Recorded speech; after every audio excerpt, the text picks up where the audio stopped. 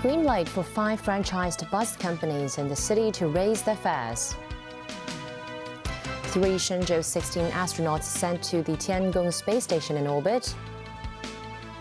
And NATO peacekeepers in Kosovo injured in clashes with Serb protesters.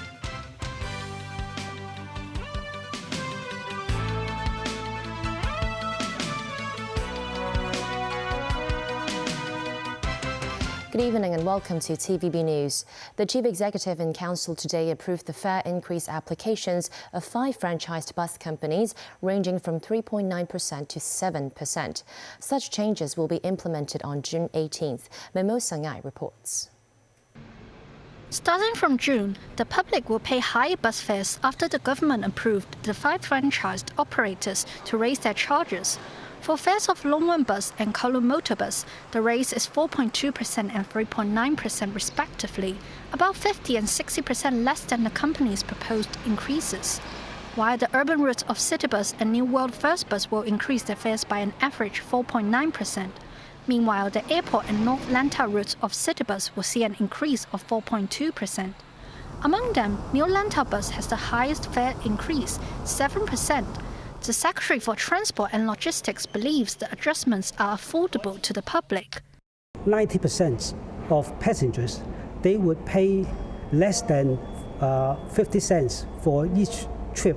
And also nearly all the passengers, they do not need to pay more than $1 per trip. So I think that would be affordable to general public. The Secretary said there are rational reasons behind the bus fare approval. When we talk about the fare increase, it's important that it should be affordable to passengers at one hand. On the other hand, we have to maintain the financial sustainability of the bus company. The AB lawmaker Edward Learn hopes the bus companies can make things fairer after raising their fares. Now there is a rise in the bus fare. We hope that the bus companies can make an effort in giving back to the society. For example, we hope that the Bravo bus can implement the 2-way section fare mechanism, which is allowing the passengers to swipe the octopus card as they get on the bus, and also swiping the octopus card when they get off the bus. For that, we can just pay for the service that we are using. However, Baptist University's Associate Professor of School of Business, Billy Mark, believes such fare adjustments need to be in line with the bus's competitiveness, adding residents will not want to see a decline in services. Memos 9, TVB News. The Hong Kong Franchised Bus Employees General Union has urged Kowloon Motor Bus Company to increase its employees' base salary by at least 7% to help them cope with inflation. The General Union, working alongside the Federation of Hong Kong Transportation and Logistics Industry Union, surveyed about 1,000 KMB employees between February and May.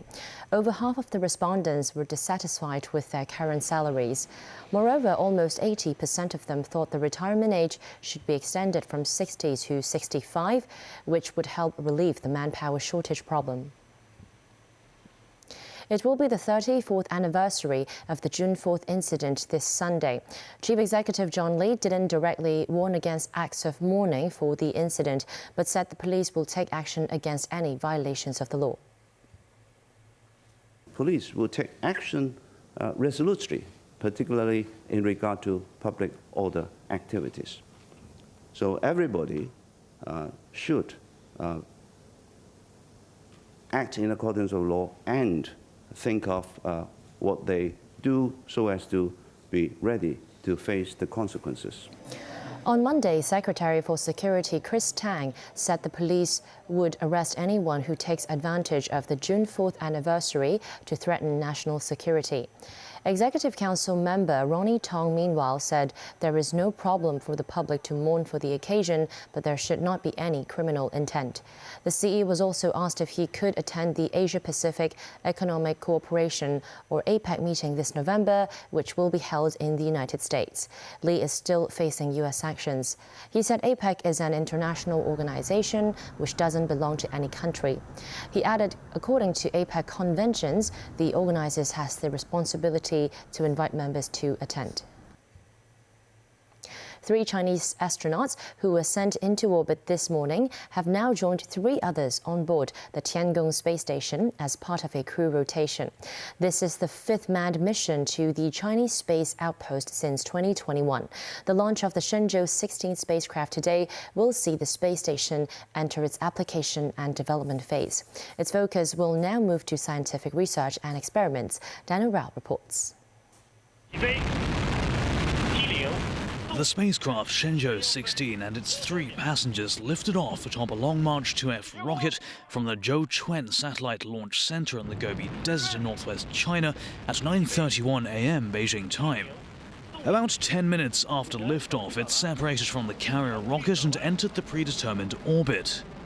The spacecraft successfully docked with the radial port of the space station's core module Tianhe at 4:29 p.m. Beijing time today.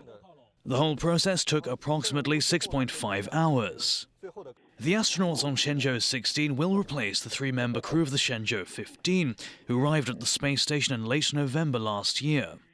Leading the Shenzhou 16 mission is 56-year-old Jinghai Peng, a senior spacecraft pilot from China's first batch of astronaut trainees in the late 1990s. He had traveled to space on 3 previous occasions, including 2 trips as mission commander. Jing flew with Xu Yangzhu and Gui Haichao, both 36 and part of China's 3rd batch of astronauts. The mission is their first spaceflight. Former military university Professor Zhu will serve as spaceflight engineer. Gui, a professor at Beihang University, will serve as the payload specialist on the mission, managing science experiments at the Tiangong space station. The astronauts will conduct large-scale in-orbit tests and experiments in various fields. They will stay in orbit for 5 months. They are expected to make discoveries in the study of novel quantum phenomena, high-precision space-time frequency systems, the verification of general relativity, and the origin of life. China has already announced plans to expand its permanently inhabited space outpost. Beijing is expected to launch 1 more crewed mission to the orbiting outpost this year. China is also due to launch a space telescope the size of a large bus by the end of 2023. Known as Xunqian, or surveying the heavens in Mandarin, the orbital telescope will boast a field of view 350 times wider than that of the Hubble Space Telescope, which was launched 33 years ago. Dan Roel, TVB News. 25 NATO peacekeepers in northern Kosovo have been injured in clashes with Serb protesters. This as they tried to take over the offices of one of the municipalities where ethnic Albanian mayors took up posts last week. 52 Serbs were injured in the clashes, 3 seriously. Matthew Bray reports. These are soldiers of KFOR, the Kosovo Stabilization Force, clashing with ethnic Serbs in Zvikan, 45 kilometers north of the capital, Pristina. It is the latest violence as tensions soared over the weekend, with Serbia putting its military on high alert and sending more troops to the border. Kosovo declared independence from Belgrade in 2008. Belgrade has never recognized that move. Hungarian and Italian KFOR soldiers were injured as Serbs threw tear gas and stun grenades. These clashes are caused by Albanian mayors moving into offices after Serbs boycotted local elections last month. Serb officials resigned en masse in November 2022. There are constant tensions between Pristina and Serbs who live in the north and maintain close ties with Belgrade. Serbs do not have problem with Albanians. We are facing the problem with the regime of Albin Kurti, who is doing everything to make chaos here and to create chaos for Serbs, Albanians and all others. So you can also stop him because he wants to be big or small Zelensky or something like that. Pozivam Srbe na Kosovu I Metohiji, znam. Serbian President Alexander Vučić urged Serbs in Kosovo not to get into clashes with NATO soldiers. Not because there was anything to lose, but it plays into the hands of Kosovo Prime Minister Albin Kurti. Ethnic Albanians make up more than 90% of the population in Kosovo, The northern Serbs have long demanded the implementation of an EU-brokered 2013 deal for the creation of an association of autonomous municipalities. The United States and its allies, which strongly back Kosovo's independence, rebuked Pristina on Friday, saying imposing mayors in Serb-majority areas without popular support undercut efforts to normalise relations. Another player is Russia, which doesn't recognise Kosovo as an independent state. Foreign Minister Sergei Lavrov, speaking in Kenya, acknowledged the Serb army was on combat alert and emphasised in his words a large eruption is brewing up in the centre of Europe. Only this time he wasn't referring to Ukraine. Matthew Bray, TVB News. Spanish Prime Minister Pedro Sanchez unexpectedly called a snap general election on Monday after left-wing parties were routed in a regional and local elections. The panic move by Sanchez caught most of his government and even some members of his inner circle by surprise. Prior to Sunday's debacle, Sanchez had been insisting he would complete a four-year term, indicating a poll would be held in December. In Sunday's vote, the opposition Conservative Popular Party won big as Spain took a major swing to the right. The poll showing by the Socialists and its coalition partner was a dire assessment of how Spaniards feel towards the leftist coalition. The vote will take place on July 23rd. Uganda's President Yoweri Museveni signed one of the world's toughest anti-LGBTQ laws on Monday, which includes the death penalty for serial offenders and those who transmit a terminal illness such as HIV or AIDS through gay sex. Same-sex relations were already illegal in Uganda, as in more than 30 other African countries, but the new law goes further. There has been condemnation from mainly Western nations over the new law, with threats of sanctions against the country. Tracy Furness has more. Ugandan human rights lawyers and activists filed a petition against the new law, which stipulates capital punishment for those repeatedly engaging in homosexual acts. The law also decrees a 20-year prison sentence for those promoting homosexuality. But petitioners say the new law is marred with procedural issues. This Act of Parliament has a number of flaws that we are highlighting in our petition. And one of the main flaws is that the Act was passed without adequate and meaningful public participation. The bill, by criminalizing what we call consensual same-sex activity among adults, basically goes against key provisions of the Constitution, including violating the right to equality and non-discrimination under Article 20 and 21 of the Constitution. It also violates the right to dignity, which is under Article 24 of the Constitution. International rights group Amnesty International has joined dozens of other groups in condemning the law, saying it will affect the LGBTQ community across the region.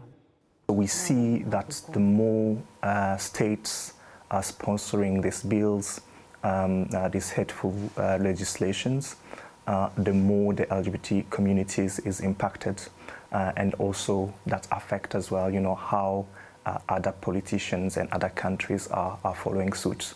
So yeah, this bill, as is signed now into law by President Museveni, is having real consequences on the LGBTQ individuals in Uganda, but also across the region.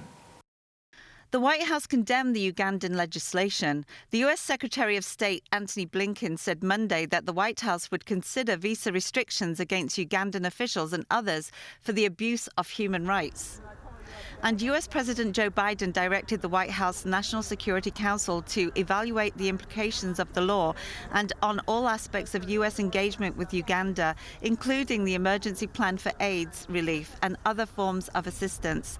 Tracy Furness, TVB News. Still ahead on tonight's news. 2 Moscow buildings attacked by drones as Russia launches another air raid on Kiev. A survey finds 1 in 5 kids in Hong Kong suffers from astigmatism. And this year's Shawl Prize winners announced.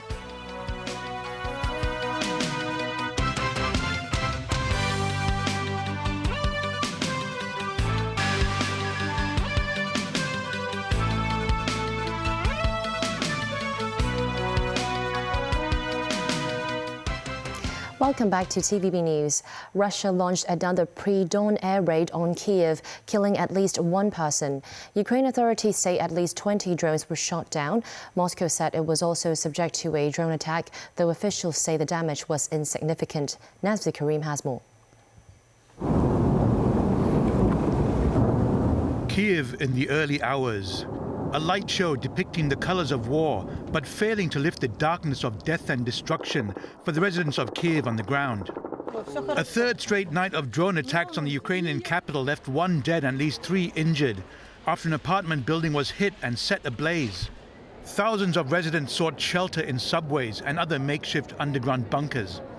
Ukrainian officials say more than 20 Iranian-made drones were shot down, having had to deal with almost 100 of the suicide weapons since Saturday. President Volodymyr Zelensky hailed the effectiveness of the US-supplied Patriots air defense system, which he said performed 100% intercept rate. Moscow did not comment on the Kyiv attacks, but said at least a third of a Ukrainian airbase was destroyed in the western region of Khmelnytsky. Ukraine acknowledged a runway was damaged and 5 aircraft were taken out of service.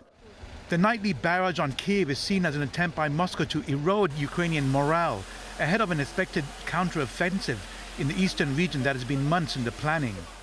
The drone attacks, though, are not confined to just one capital. Russia said it shot down several drones as they approached Moscow, and 2 buildings were damaged. Where the attacks came from is as yet unknown. Meanwhile, Igor Zhovfa, Zelensky's chief diplomatic advisor, said outside attempts to negotiate peace will fail unless it involves Russia withdrawing from captured land. There cannot be a Brazilian peace plan, a Chinese peace plan, a South Africa peace plan, when you're talking about the war in Ukraine. Item 6 is about the withdrawal of Russian troops from the whole territory. With no peace plan in sight, Zelensky is hoping that South Korea will provide military equipment such as anti-aircraft systems. South Korea so far provided humanitarian aid, with President Yoon Suk-yeol reluctant to supply weapons. Zelensky insists anti-aircraft systems are meant for defense and therefore do not count as weapons. Nazvi Karim, TVB News. Locally, a Chinese university study has found that 1 in 5 kids in Hong Kong suffers from moderate to severe astigmatism, an eye problem that causes blurry vision. The study shows genetics as one of the main factors behind astigmatism. Veronica Lin reports. Astigmatism is the most common refractive error worldwide, even more common than myopia and hyperopia. It's caused by an irregular shape in the cornea or lens. Globally, 15% of kids and 40% of adults suffer from astigmatism. While there are a number of factors that could lead to astigmatism, researchers at the Chinese University of Hong Kong observed that there is a strong correlation between parental and child astigmatism. They found that if parents have astigmatism of 100 diopters, on average, their child will also have 80 diopters of astigmatism. Astigmatism is particularly prevalent among kids in Hong Kong. From 2015 to 2022, CUHK collected data from around 3,700 kids aged 6 to 8 in Hong Kong and found that around 60% had astigmatism of 50 diopters or more. For the environmental risk factors, we will include the outdoor activities. Usually, it's reduced outdoor activities and long time near reading or long time near working. So these 2 factors are also the risk factors for myopia as well, because previous studies have also shown that myopia or high myopia is also a risk factor for astigmatism. While astigmatism is not entirely preventable, there are ways to slow down its progression, such as alternating between reading and spending time outdoors. Eye checkups and treatment are also essential. Treatment can include wearing glasses, contact lenses, as well as laser surgery. Professors at CUHK said the golden period for treating astigmatism would be before 8 years old. If left untreated, the child may develop a lazy eye. Veronica Lin, TVB News. 7 scientists have been named this year's Shawl Prize winners. The mathematical prize is awarded in equal shares to Chinese scholar Yao Xingtong, as well as a professor at the University of Chicago.